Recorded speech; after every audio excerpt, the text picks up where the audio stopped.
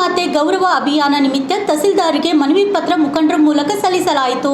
ಮಾತೆಯನ್ನು ಭಾರತ ಮಾತೆಯನ್ನಾಗಿ ಮಾಡಲು ಎಲ್ಲ ಗ್ರಾಮೀಣ ರೈತ ಯುವಕರು, ಹಿರಿಯರು ಹಾಗೂ ರಾಜಕೀಯ ಪ್ರಮುಖರ ಸಮ್ಮುಖದಲ್ಲಿ ತಹಸೀಲ್ದಾರ್ ಮುಖಾಂತರ ಪ್ರಧಾನಮಂತ್ರಿಗಳಿಗೆ, ರಾಜ್ಯಪಾಲರು, ಮುಖ್ಯಮಂತ್ರಿಗಳು ಇವರ ಹೆಸರಿನಲ್ಲಿ ತಹಸೀಲ್ದಾರ್ ಮುಖಾಂತರ ಮನವಿ ಸಲ್ಲಿಸಲಾಯಿತು.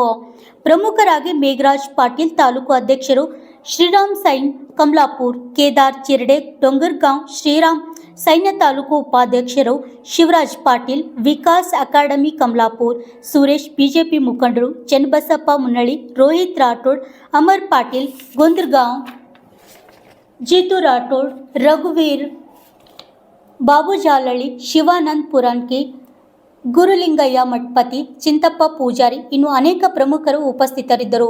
ಶಶಿ ಪಾಟೀಲ್, ಅರ್ಜೆಟೆಡ್ ಕನ್ನಡ ನ್ಯೂಸ್, ಕಮಲಾಪುರ್. ನಮಸ್ಕಾರ. ನಾನು ಶಿವರಾಜ್ ಪಾಟೀಲ್, ನವವಿಕಾ ಸೇವಾ ಸಂಸ್ಥೆಯ ಸಂಯೋಜಕರು.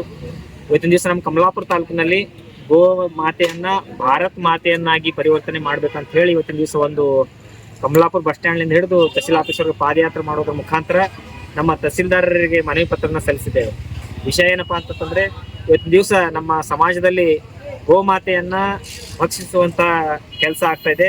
ಆ ಗೋಮಾತೆಯನ್ನ ರಕ್ಷಿಸುವಂತ ಕೆಲಸ ಇಡೀ ಭಾರತ ದೇಶದಾದ್ಯಂತ ಆಗ್ಲಿ ಅಂತ ಉದ್ದೇಶದಿಂದ ನಮ್ಮ ತಹಸೀಲ್ದಾರರ ಮುಖಾಂತರ ನಮ್ಮ ರಾಷ್ಟ್ರಪತಿಗಳಿಗೆ ಮತ್ತು ರಾಜ್ಯಪಾಲರಿಗೆ ಮತ್ತು ಮುಖ್ಯಮಂತ್ರಿಗಳಿಗೆ ಮತ್ತು ಪ್ರಧಾನಮಂತ್ರಿಯವರಿಗೆ ಮನವಿ ಪತ್ರ ಸಲ್ಲಿಸುವ ಮುಖಾಂತರ ಇವತ್ತಿನ ದಿವಸ ನಾವು ಎಲ್ಲ ಗೋರಕ್ಷಕರು ಸೇರಿ ಇವತ್ತಿನ ದಿವಸ ಒಂದು ಕಾರ್ಯ ಮಾಡಿದ್ದೇವೆ.